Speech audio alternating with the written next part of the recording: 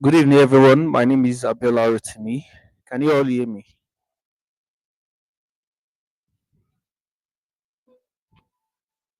Please, if you can hear me, please drop an emoji in the comment section. Oh, beautiful. Okay.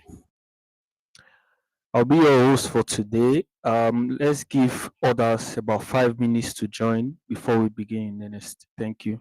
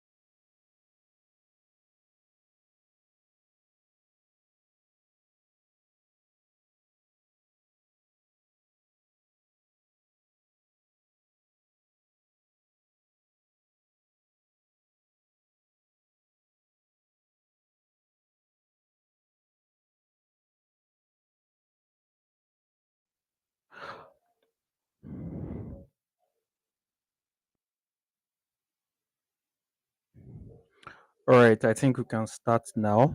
Good evening, everyone. Welcome to this CNCF session on how AI is transforming DevOps and what the future looks like. Before we dive in, I'd like to kick things off with a quick. Um, I'd like to ask you guys this question: how many of you have ever had a deployment go sideways at 2 a.m.?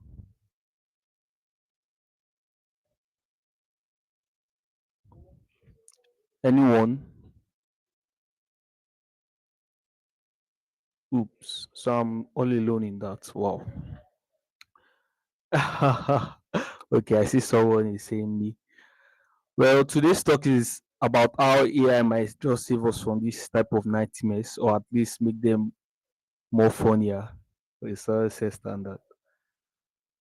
So buckle up while we welcome our guest speaker for today, Deborah Osagie. I'll be introducing her briefly, so that we can all get to know who she is and what she does. So Deborah is a cloud DevOps engineer with over 3 years of hands-on experience building, automating, and supporting cloud-native infrastructure. She works as a DevOps support engineer at Stanbic IBTC Holdings, where she leverages cloud platforms such as AWS, Azure, Kubernetes, OpenShift, um, also does CI/CD and database management to deliver reliable and efficient cloud infrastructure solutions. She's a proud AWS All Builders Welcome Grant recipient, a recognition that highlights her commitment to innovation, inclusion, and impactful technology-driven solutions. She also serves as the Technology Integration Officer at Recycle Initiative Africa, where she leads the adoption of digital tools to advance climate education, recycling advocacy, and sustainable development across communities. She's very passionate about simplifying complex ideas, and she actively educates emerging engineers by breaking down cloud, DevOps, and data management concepts into practical, accessible insights. She speaks on topics including cloud engineering, DevOps innovation, emerging technologies, leadership, and continuous learning. She's a strong sustainability advocate. She believes deeply in the principle that nothing should go to waste. Beyond her technical career, Deborah is a creative soul. She's a singer, a songwriter, and an aspiring pianist. Today, she'll be giving us a talk up on how AI is transforming DevOps and what the future looks like. Please give a welcome to Deborah Osagie.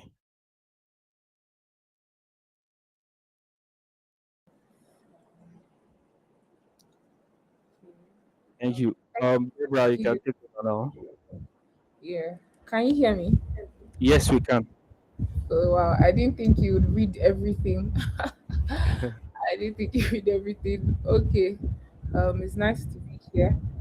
Just give me a minute. Let me share my screen.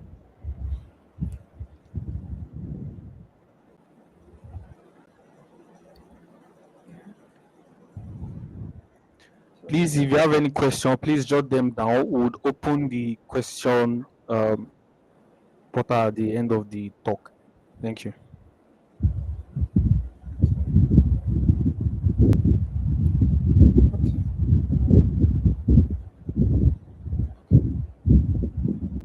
Just confirm you can see my screen. Yes, we can. We can see it. Oh, okay. All right. Uh, okay. It's nice to be here. It's nice to share about this topic. I'll be sharing what I've learned, what I've worked with, what I've learned so far. Just like our host said, my name is Deborah, Debbie, Deborah, whatever floats your boat. And I'll just be sharing briefly on these. Just one moment. Let me just get this together.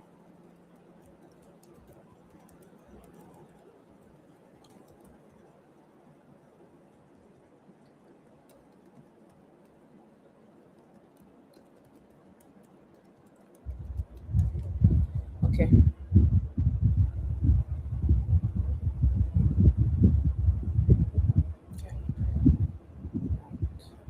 So, my topic for today is AI in DevOps infrastructure and automation practice. So, I'll just kick off with a story. Just like, just like our host said, recently I was privileged to sit down. Recently, I was privileged to sit down with some of the brightest minds in technology today.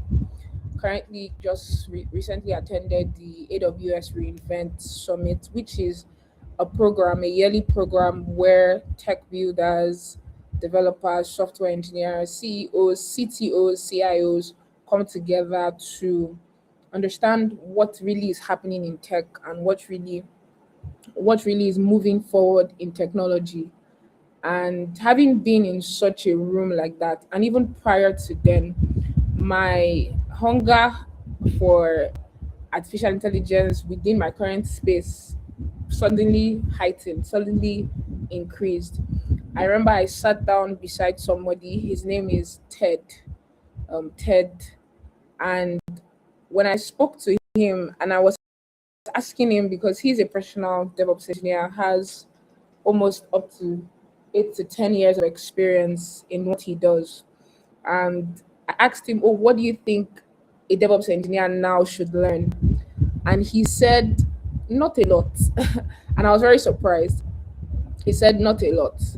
What he said, he mentioned how that the way that things are going, there is a high probability that DevOps engineers need to understand a lot more of AI and AI tools while building on the foundation of what they already know, but majorly leaning towards how AI is influencing DevOps. And that really shook me because normally I would, AI is a tool and it is still a tool, and I'll still share on that in this meeting and in this call. But it just showed me how powerful and how much AI is moving forward, particularly in this particular field.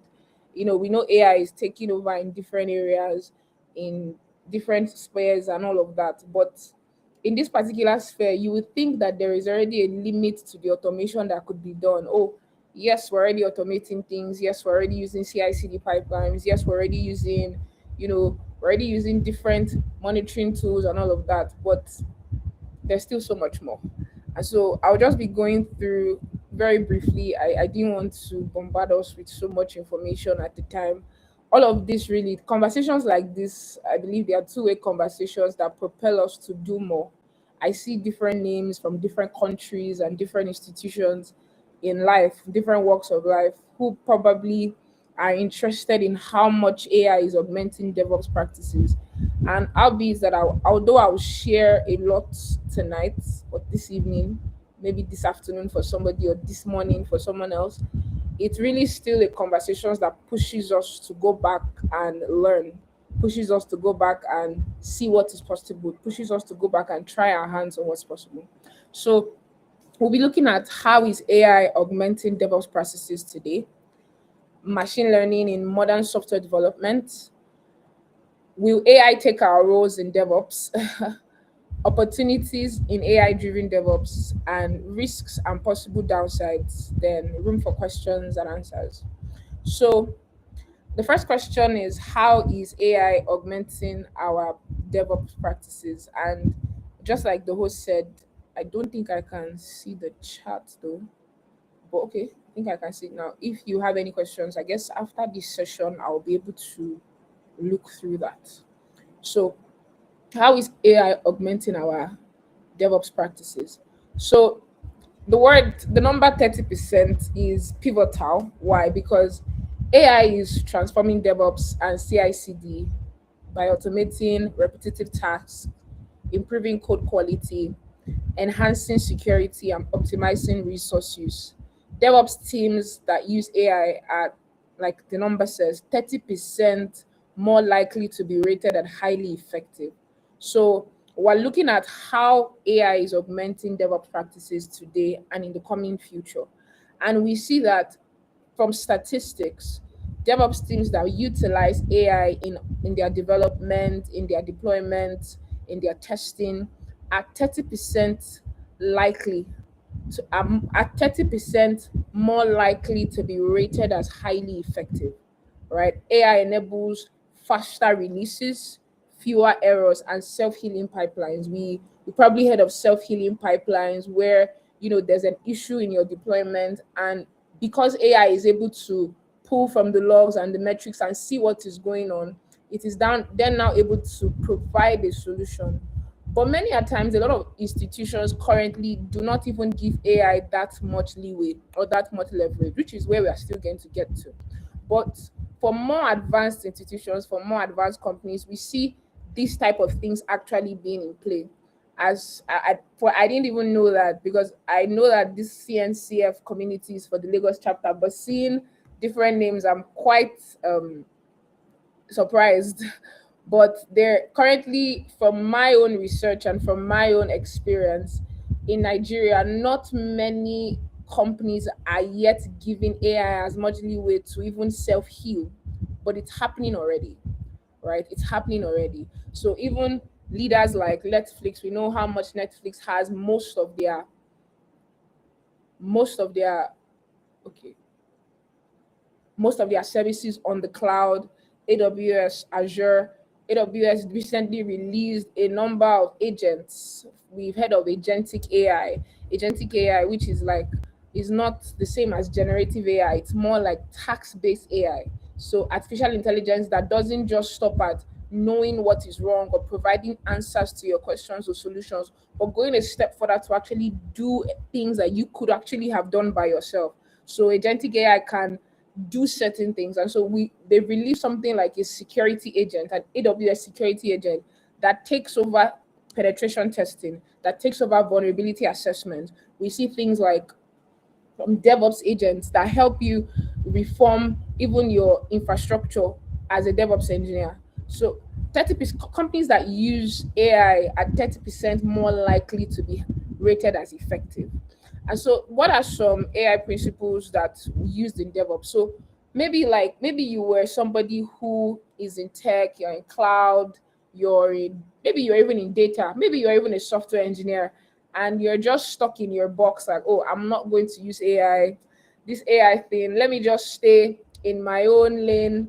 Let me just stay knowing what I know. I used to be like that. I used to be like, DevOps is already stressful. You have to learn Kubernetes, you have to learn Terraform, you have to learn cloud, you have to learn Python, you have to learn Linux. Just AI should just be on its own. But there are actually a number of AI principles that are used in DevOps, which we need to understand. And like I said, I try to keep this. I think going down though it gets more tight, but I try to keep my slides as compact as possible. And so one of them is the natural language processing. So if you've ever worked with possibly something as simple as um, an IDE, an IDE extension, you're writing code and you download something like Amazon Q, or you work with Cursor, where you can literally put in the chatbot beside your code. I was going to say kindly, as if it's a mail. No, let's say you want to find out how, maybe you want to clear up an error, or you want to remove all the comments in a particular part of your code. You can just type it out there, clear out all the comments. And that's natural language processing. AI understanding what you're writing as a human and providing results based on that, right? Then we also have machine learning, which is another principle used in DevOps. I'm just trying to give like a foundation for possibly anyone that really doesn't work with AI at all, or it's just like a buzzword, because many times a lot of these tech things we just know them as buzzwords. And so AI uses ML algorithms to learn patterns from data and make predictions. So recently I was trying to use AI to do a project, and I needed it to help me fix my Terraform code. And so like I said, I used NLP. I just said, um, check what's wrong and resolve it. And obviously it wouldn't just know it by itself. It had inferred, it had context. There were multiple cases that it was fed that made it be able to give me a solution to that current issue. That's what we call, in a very layman's term, machine learning. We also know about computer vision, right? So AI can interpret vision, can interpret videos, interpret images. You see AI now creating UIs even in development. So you have systems where you can use AI to create UIs to adjust your UI in development. And then chatbots, just like I explained, using Amazon Q. It's something that you can do where you just communicate with AI and say, this is what I want to be done, and it does it. So it's able to communicate with human beings naturally, right? So AI principles are not far in terms of DevOps principles. They are slowly and surely being ingrained together. I'm just looking at my slide. I want to confirm if there are any questions. Okay. Okay. So they are slowly and surely being ingrained together, right? So even in August 2024, GitHub, like most of us use, reported that 97% of software developers are already using generative AI. Obviously, most of you use ChatGPT here. So when we even say AI, it's already working its way into our development, into our work. I don't think there's anybody on this call. Is there? I just for a Q and A. I'm the one asking the question. Is there anybody here that doesn't use ChatGPT, doesn't use Gemini, doesn't use Claude? You are good. Like, is there anybody like that? I would really like to meet you. Okay, I think I have no witness. I will just take that as a no. I thought this would be an interactive call, but it's fine. so, so GitHub reported that 97% of software developers are already using Gen AI, and so the time that they spend on repetitive tasks that they spend on.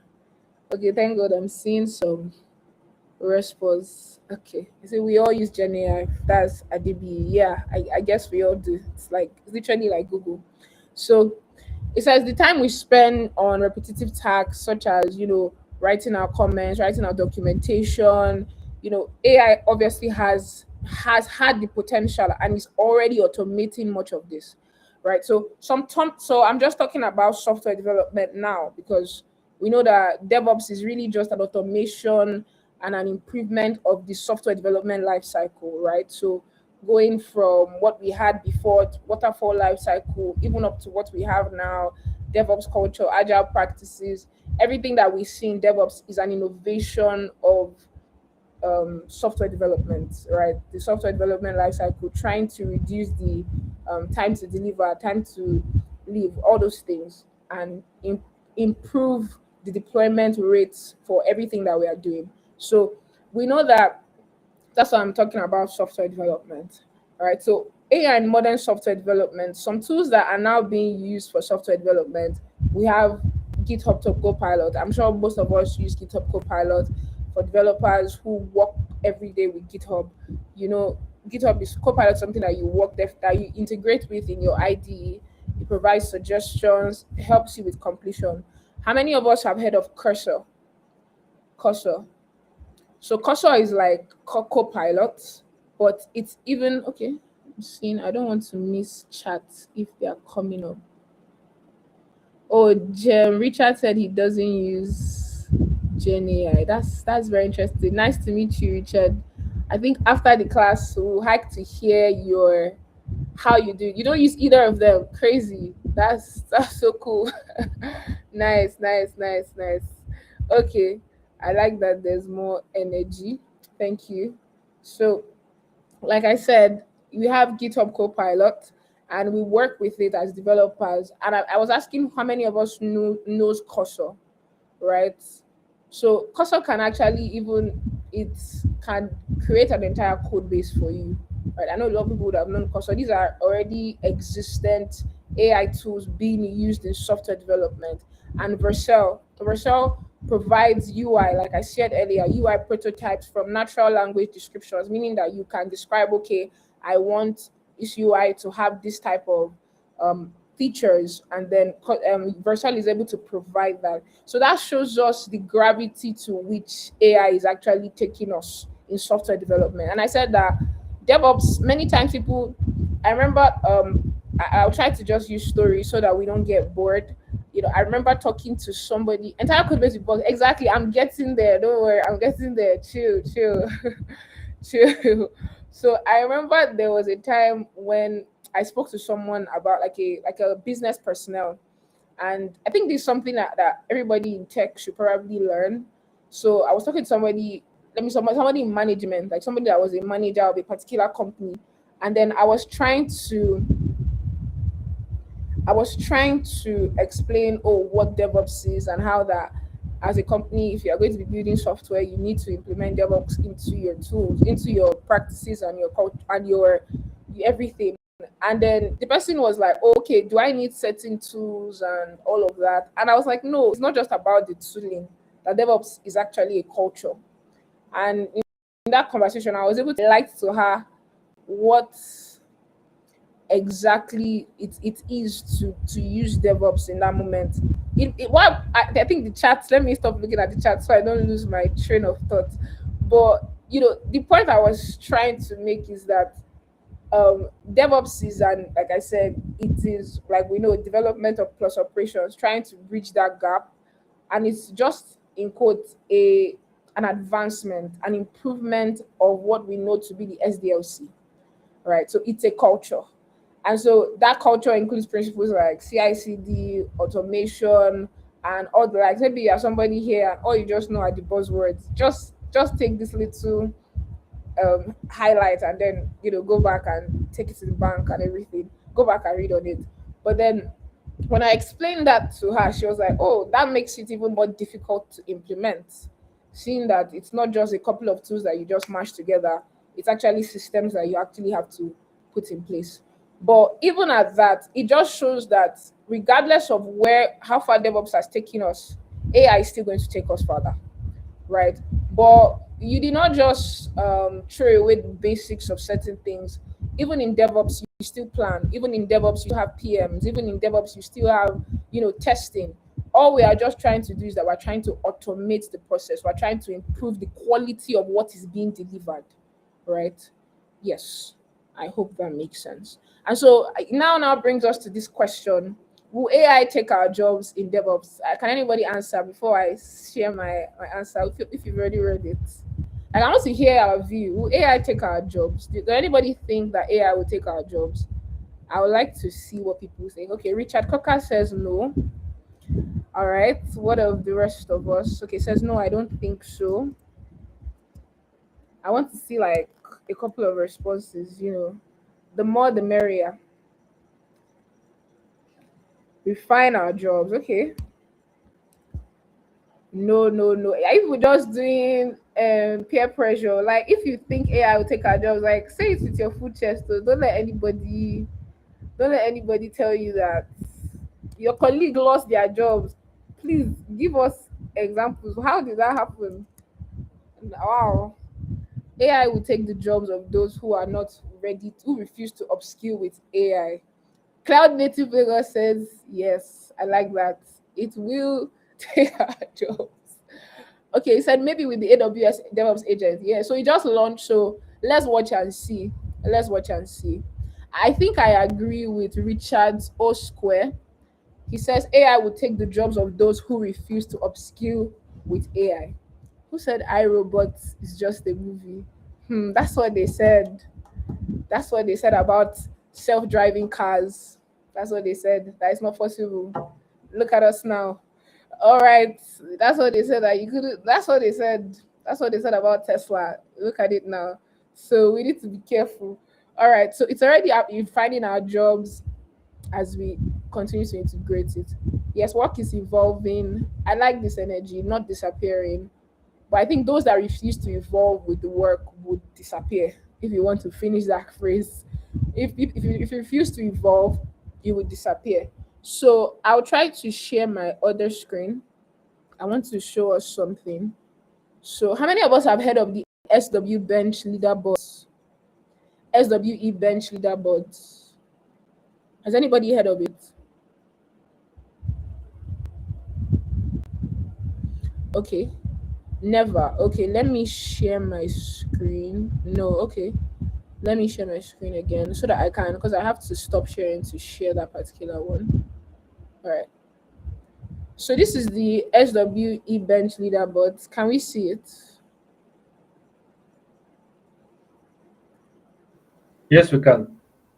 Can we see my screen? Yes, we can. Oh, okay. Can you see my screen? What I'm Yeah, showing? yes. Yes, Deborah, we can. Nobody's responding. Hello, Deborah, can you hear me? Okay, yes. We can. Okay. Yeah.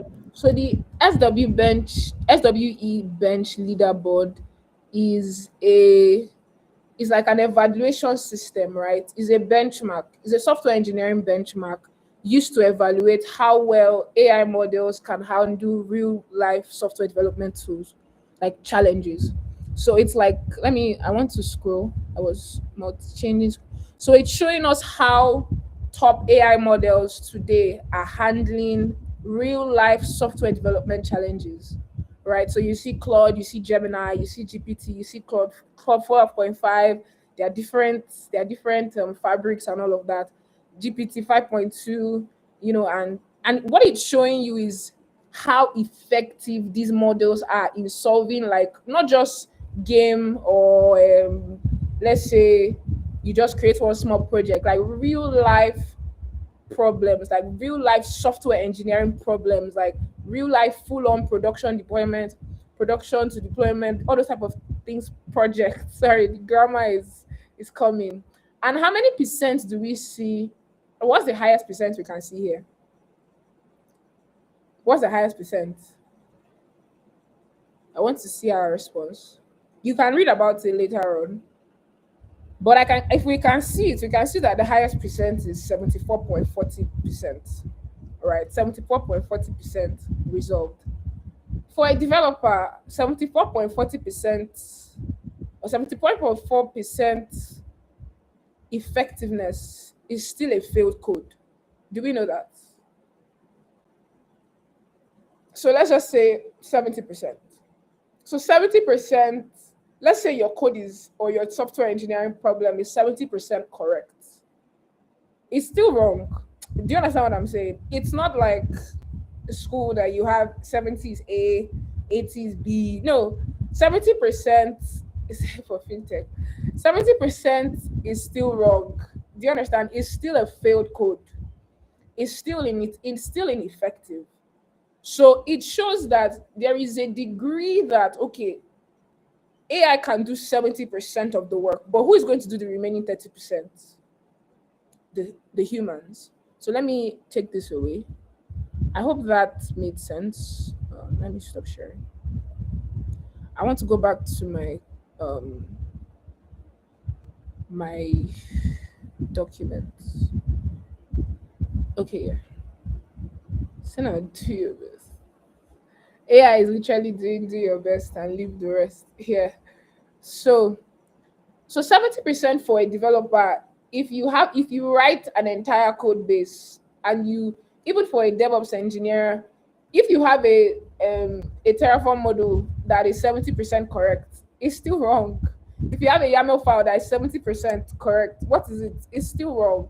So as much as AI is producing an efficiency of 70%, when you're bringing it into production, there still needs to be overview, right? So I wrote it there. There's something called the SWE bench, a benchmark designed to test how well AI models handle real software engineering tasks, not just like small coding examples. And so, like I said, on AI is currently achieving 70% correctness on these real world challenges, and partial correctness does not count, right?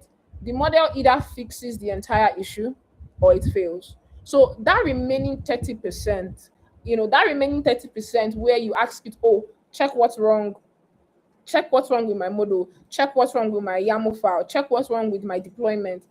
That remaining 30%, it's up to the DevOps engineer's knowledge. It's up to the IT professional's knowledge, right? It's where your knowledge, your judgment, and your own intuition comes in. Yes, AI can accelerate your work, but our expertise is still essential. It's still essential. And so for those of us that said, oh yes, that said no, AI will not take our jobs. It's true, but like someone also said on the chat that work is evolving. Someone also said that AI would only take the jobs of people that are not willing to upskill with it. Because now, if you look at a lot of DevOps engineering roles, I just saw like some roles, and a lot of them, not all of them, but a number of them now are looking for people that have a bit of AI background. And I don't think this even just stays within DevOps engineers. If you are a software engineer, if you are a cybersecurity engineer, there's literally a security agent that is doing pen tests, vulnerability testing, like just by a click of buttons. So you can't say, oh, those things won't take your job. They will be utilized, but at the guidance of people that understand it. So yes, that's that. And then going to the next one. So yes, we know that AI won't take our jobs. I'll try to finish like in a few minutes because I don't have much time left. The opportunities in AI driven DevOps, right? I just picked out like two use cases so that we can review them together. So a practical use case in DevOps. But before I go into I'd like to hear our thoughts. I like feedback, so that I know that people are here.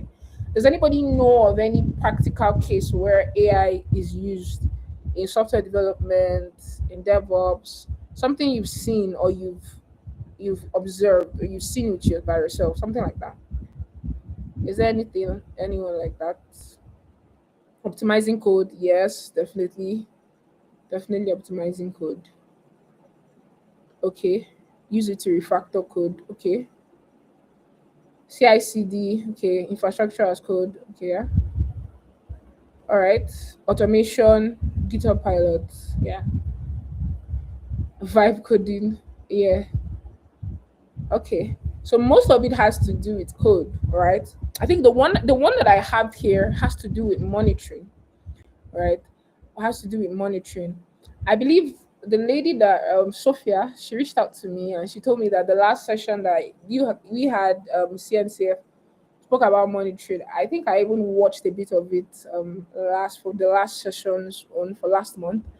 From I don't know how many there were, but I watched that particular one. There was a demo on creating literally a monitoring dashboard and all of that.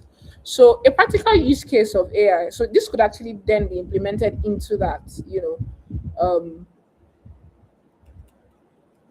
pardon. So yeah, so AI driven alerting and initial troubleshooting. So just walk with me. So I hope we can still see my screen. I think we can. Showing. Yeah.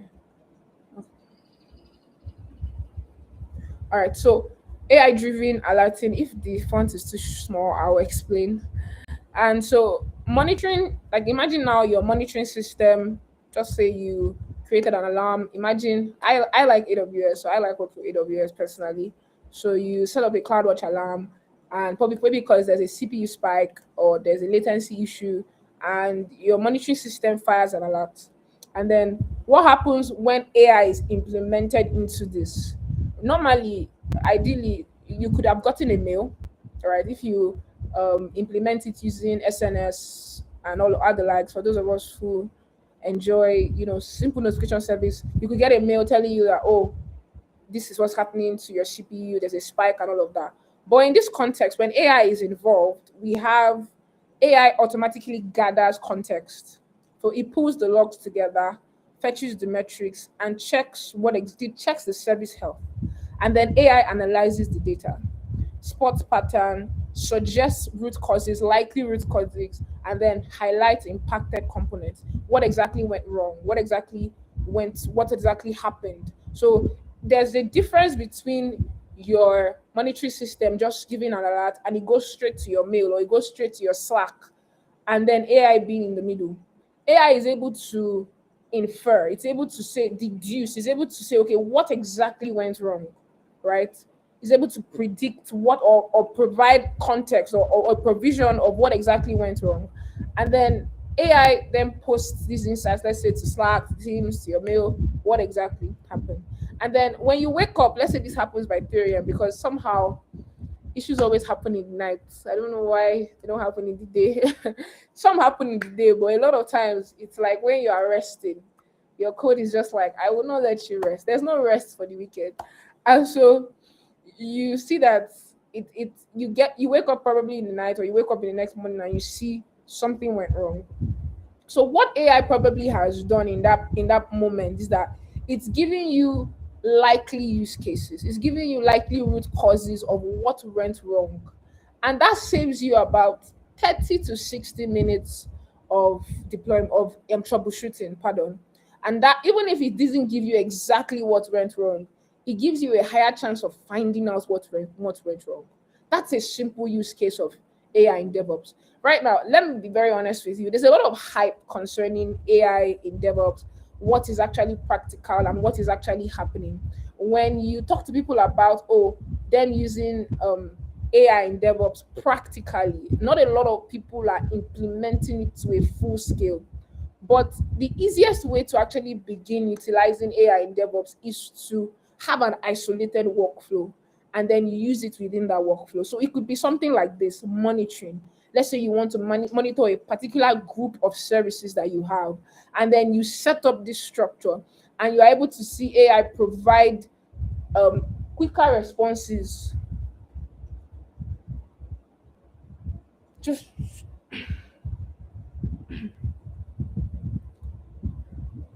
pardon. You're able to see AI provide quicker responses and then reduce the time of troubleshooting. Reduce the time of troubleshooting. So many times many people say, "Oh, AI and DevOps, AI and DevOps." Just like it's not as seamless as we think. It's not as seamless as, "Oh, I'm just going to put AI troubleshoot. I'm just going to put AI in all my code. I'm going to put AI in all my deployment process. I'm going to put AI in everything that I do." It's not yet that simple. It's not yet that basic. There's still a lot of security to be put in place. There's still a lot of things to be put in place. So if you want to begin to implement AI in your DevOps infrastructure and in automating your practices, you start from a workflow. You start from something that is somewhat isolated. So it could just be a CI/CD pipeline. Yes, a CI/CD pipeline, and you then implement AI like a self-healing pipeline. If something goes wrong, it can implement and go back and resolve the issue. Okay. Yeah, I'll be rounding up in like 4 minutes so that we can ask any questions that we have. So yes, so this reduces the time of troubleshooting, right?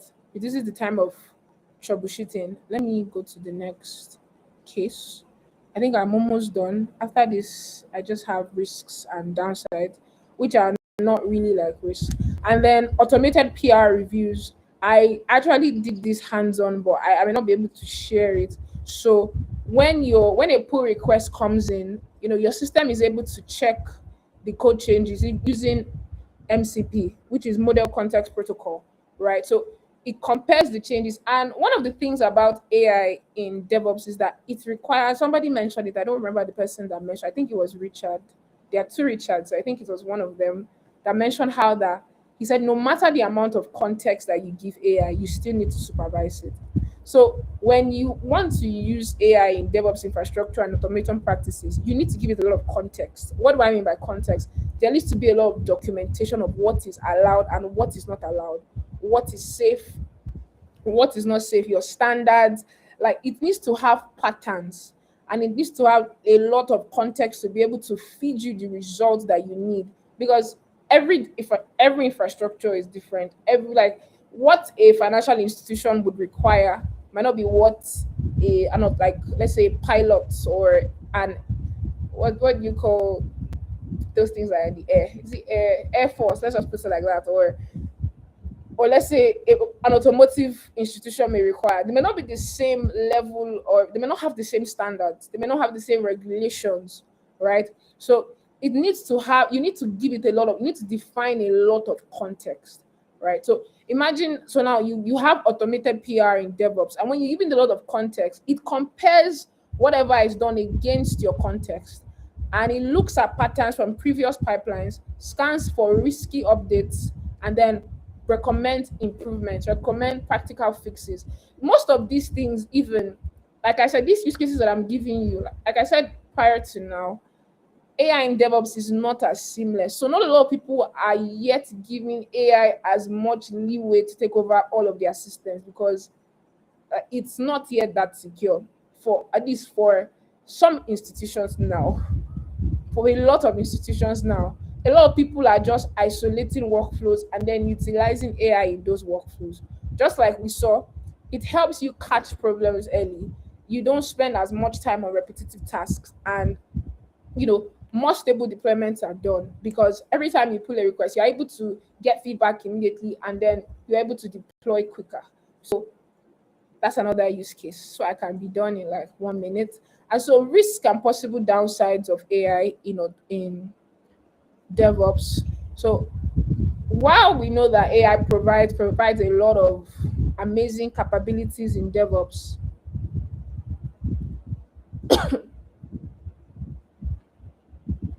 okay, I'll answer your question.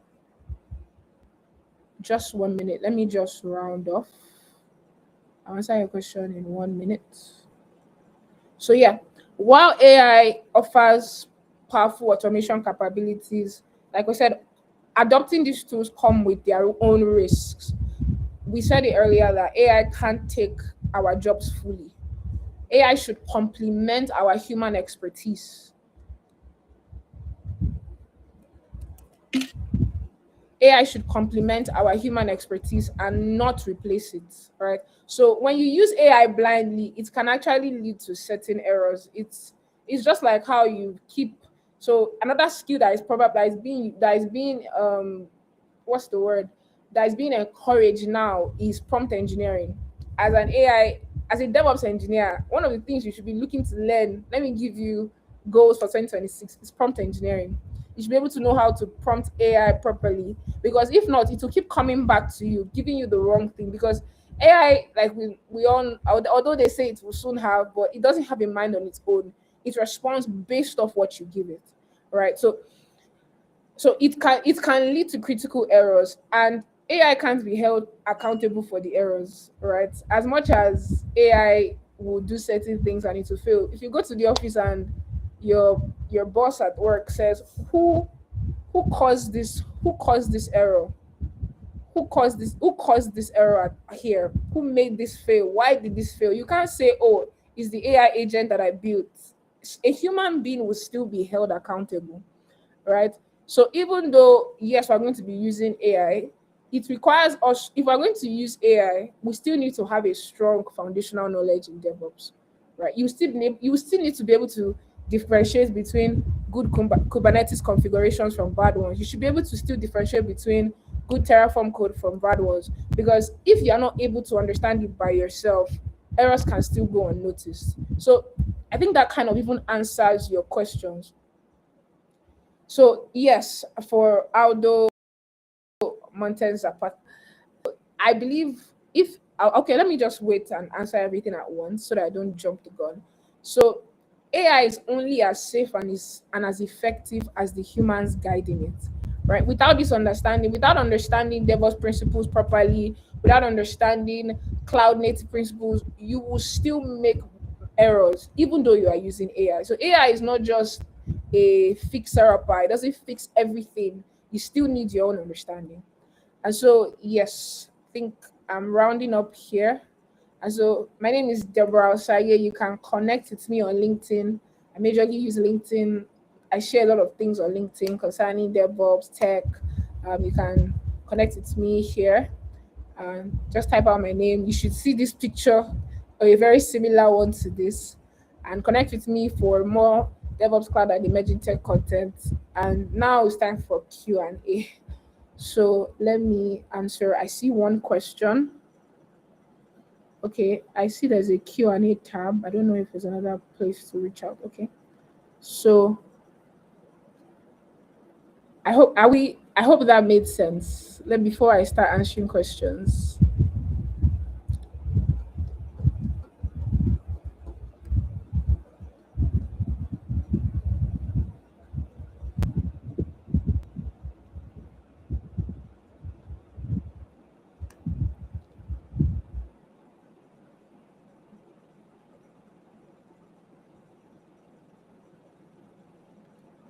Okay.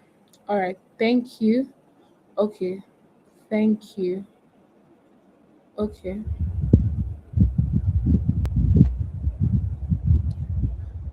All right. Since we have no further feedback from Aldo, so if AI is only 70% effective for deploying solutions, will it be 70%? Will it be 70% effective and interpreting and finding slash solving errors in logs, maybe false positives? Will it make my work more effective 70% of the time? Okay, so for the interpretation of and finding errors in logs, sometimes that depends on maybe the amount of logs that you have. So the availability of data that you actually provide to AI, right? That might not be for so this feedback that I gave, or this example that I gave, the benchmark that I showed you, is based on ongoing ongoing deployments, ongoing cases that are being resolved now. So that's where they are getting that estimate of 70%. So being able to say, oh, it will be able to just do it could actually be able to detect your issue 70% of the time, more than 70% of the time.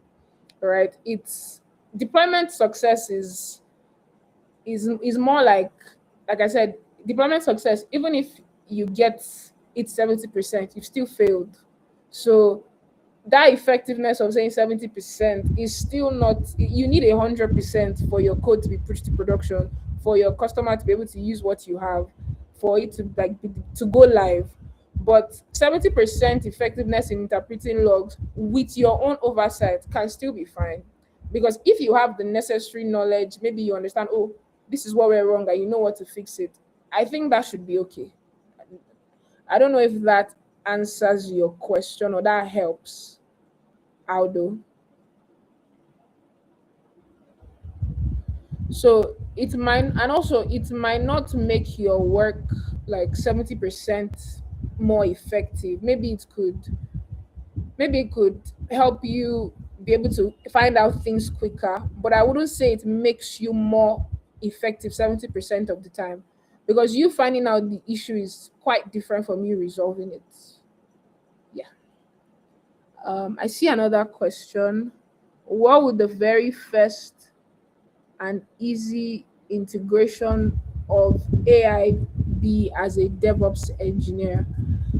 So I think the first thing is to use what you already have, right? So let's say so like what MCP does, I mentioned MCP very briefly. So MCP allows you to integrate AI model APIs into your infrastructure, possibly to do certain things. So let's say you have, like now I gave an example of pull request where on your GitHub, where you do a pull request and you can actually connect it maybe let's say a GPT API, OpenAI API, and then you're able to then test. And you do a pull request. When you do that, you can get feedback on what exactly is happening or what is going wrong. You can use it for that, or you can use it for log analysis. Anyone that I shared earlier is actually quite fine, right? So you can use it for either two. They are quite simple. They don't have so much of an impact on your production, on your deployment to production. They are easy ways to get started. So either of these cases I mentioned are fine. If you also want, I can share my slides with you for anyone that is interested. Yeah. Wow, wow, wow. Thank you so much, Deborah. I'm so sorry. I was in traffic and I couldn't make it, but thank you so much, Rotimi, for standing in for me. And honestly, I was with my AirPod all through, and the session, it was hot. Like, thank you so much, Deborah, for coming here today and teaching us a lot of things about AI, things that we've not really envisioned, right? And giving us clarity. On my own end, I have questions. So my question is going to go back to one of the initial statements you made at the beginning of this session, where you said you were talking to like a leader who has had like over 8 to 10 years of experience in DevOps, and then you asked him a very simple question that, okay, what is it that the DevOps engineers should start learning? And then he said something like, not a lot, right? Not a lot, but learning towards AI. Now, I also saw like a post recently that's been going viral on X, where they said AI is actually killing, like it's making a lot of engineers lazy. Now, where do we strike the balance between being productive with AI and allowing AI do the whole thinking for us? While it can also do the whole thinking for us, it can also implement, if you look at it, right? So where do we create balance when it comes to that? Thank you. Okay. Um. So I'll start with the. Okay. I'll start with the first part. The second part. Generally, regardless of whatever field you're in, whether you are in DevOps, even you could even be a writer. I believe AI is making a lot of people lazy. That's just the truth. All right. Ordinary. LinkedIn posts. People don't write LinkedIn posts again. You're always seeing things like you're always seeing the same type of comments, the same type of titles, the same type of, oh, somebody said that, oh, the moment he sees deep dive in somebody's LinkedIn post, he already knows that the person used AI. So I did a deep dive. So AI is making a lot of people lazy already. And it's used regardless of how, even in research, for let's say you're a student, you're researching as a student in school. The way I researched when I was in university is not the way somebody that is going to research now. It's going to be completely different. They're going to have so much more leverage using using AI, using artificial intelligence. But I think that, so first of all, that needs to be embraced. The is that just really needs to be embraced. But the balance, like you asked, is knowing when to push forward, like knowing when to let go, and knowing when to, push forward. So what do I mean by that? There are people who, when the whole AI movement started, they were like, no, your brain is rotting, you can't write again, you can't read again, this one. And they were like, no, I'm going to stay with Google. I don't think those people are still staying with Google, and I don't think those people are still staying with the normal ways of doing research now, because AI can do everything for you. And for DevOps, it has not yet gotten there, but it is possibly going to get there, where you're not just going to be um, creating infrastructure using IAC and the likes. You're going to be using AI to do it.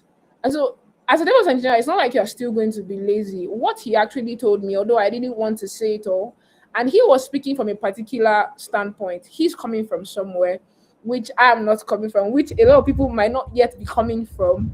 But he was coming from somewhere, he's come from an institution where they are pushing the boundaries of technology as we speak. And so for him to make that statement, he has a background. But he told me that for somebody in DevOps now, what you need to learn is how to write agents, how to create agents, how to just create agents who do everything for you. He said right now, agents do everything for him. He doesn't do anything again. Most of his work, he has automated it using agentic AI, and which is still a core principle in DevOps. You are just using AI to do it. A core principle in DevOps is automation. So DevOps engineers are lazy people generally. The reason why we invented scripting, the reason why we invented JSON, YAML files, because we're tired of doing all of these things manually. So we created technologies that could automate it for us. I think AI is just a build up of that. But the fact that you think that, oh, you just do it and just sit back and relax might not be right, because one day maybe that agent will fail, possibly something will get stuck, right? So AI is not going to really make us lazy. I don't think so. It's still building on the core principle of automation in DevOps. I hope that answers your question. Hope I didn't stray away from the question.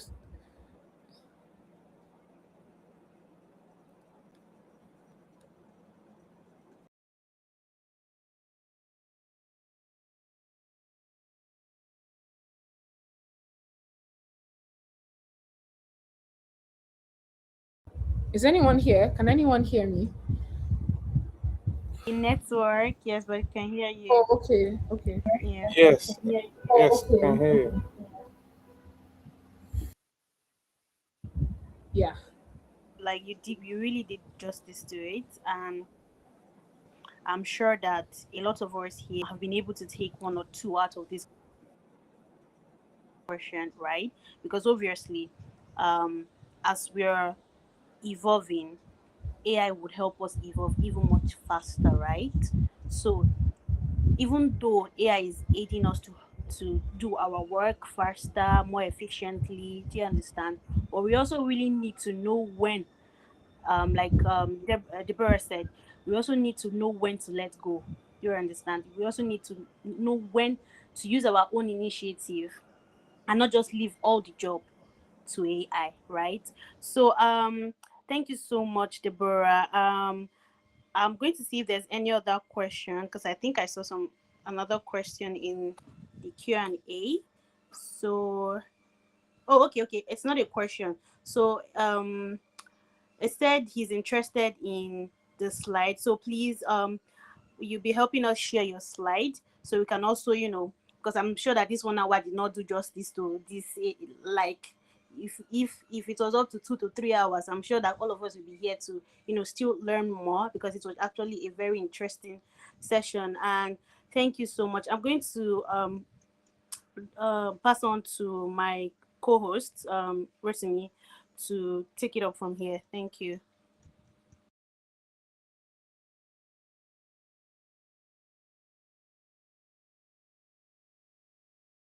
Uh, yeah. Can I ask for something though? I don't know. I know time is up already. Oh, sure, you're free. Okay, so I know that I think people for the fact that you're here for an hour probably means you probably gain something. I'm honestly a teacher by heart. I'm in tech, but I'm a teacher by heart, and I really like to hear maybe one thing that you learned, maybe in the chat. You can just drop it in the chat because I really like to know that people got what I said. Maybe you're on the road, maybe you're in community, can't talk, but as Rotimi takes up, maybe you can just drop a chat like, oh, this is what I got, this is what I learned, this is what I understood, and that feedback would really be helpful. Thank you.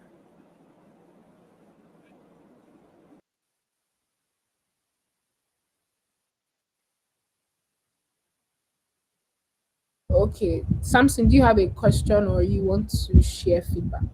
Or you want to share Um, feedback? Hello, good evening. Yeah, good Can evening. anyone hear me? Yeah, good evening. Okay, hi Deborah. Um, I didn't quite catch all of this session. I joined halfway through, but I still did get the later parts of it, and I feel like what you're trying to get the uh, should I say the community to do right now is you're trying to gauge the if we had any takeaways from what you've presented and if we have any ideas of our own we want to share, sort of like to stir conversation, right? Yeah, but within time because it's not my session, but Oh, yeah. still But there. within time because it's not my Oh, okay. session, but yeah. Oh, of course. Oh, okay. Oh, all right. Well, so I was thinking from the parts of what you presented that I got, what I understand is that AI is not a threat to you. What you need to do is to leverage how to use it. And you also mentioned that DevOps, as we know it, already uses automation. So what we're just doing is we're employing AI to do that for us. So, and you also mentioned that we should give it a lot of context or like a lot of documentation. So it's like we've given it a brain of its own, so it can make some certain decisions, like sort of like we're building a decision tree, so that if this, it has the context to be able to decide for us, even if it's 2 a.m. and something is failing, it can maybe roll back to the latest working one or stuff like that. So that's what I got from your session. So thank you. Thank you so much, Samson. I really appreciate that. I'm glad to hear. Thank you for giving that feedback and updates. I'm glad to hear that you learned something. I'm also glad to see the chats, and that's all from me. Thank you, and I hope that when we come again, maybe I join the next call, and probably in some months' time, wherever we are. And I'll just say this before I go. When I spoke to the person, because I like it's always good to talk to people who know much more than you. They open your eyes to see things from like a bird's eye view. And I spoke to him about how, what if you're in an institution where you don't have the leverage of using AI or agentic AI or even what he's talking about. And he just mentioned, even if it's as little as creating a report, find a way to automate it with AI. Because the more you start doing that, the easier it becomes, the more you're able to implement it to bigger things before you then talk about other workflows. But maybe your company will not even let you begin to implement it in your CI/CD pipelines or your pull request reviews or your log analysis and all of that. But you can start something, maybe ticket management, something that you do regularly. His advice was just find something small and then find a way to create an agent for it, and it starts from there. So I look forward to seeing how all of us do great things with AI in DevOps and the likes. Thank you again.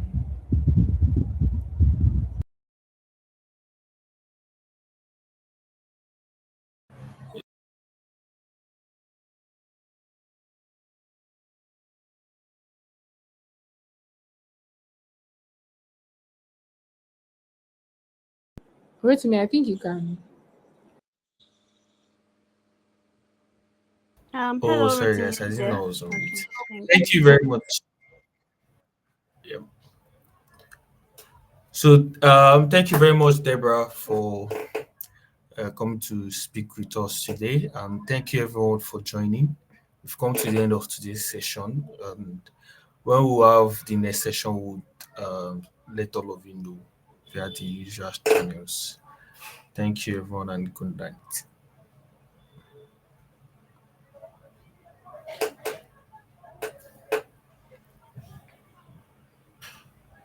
Okay, thank you guys. Thank you so much for joining, and thank you, my co-hosts, for hosting today's session. Um, like um so you all know what CNCF Lagos is all about, right? Today's session is just like the tip of the iceberg of what we also have in stock for you coming next session, right? So please, if you've not followed us on LinkedIn, if you've not joined the WhatsApp community, please do so, because that's where you're going to be getting updates on the coming session. And we really also want to hear your feedbacks on LinkedIn. So please, as you've shared it here today with us, please share it on LinkedIn, tag us so other people can see the and also tag the speaker, right? I mean, I'm sure you learned a lot from her today. So please follow her on LinkedIn. She shares amazing content on LinkedIn. So follow her, tag her on LinkedIn of what you've learned from here today. And trust me, more sessions are coming your way. And we say thank you so much for showing up. Thank you for coming to learn with us. And we look forward to having you guys some other time. So good night, everyone.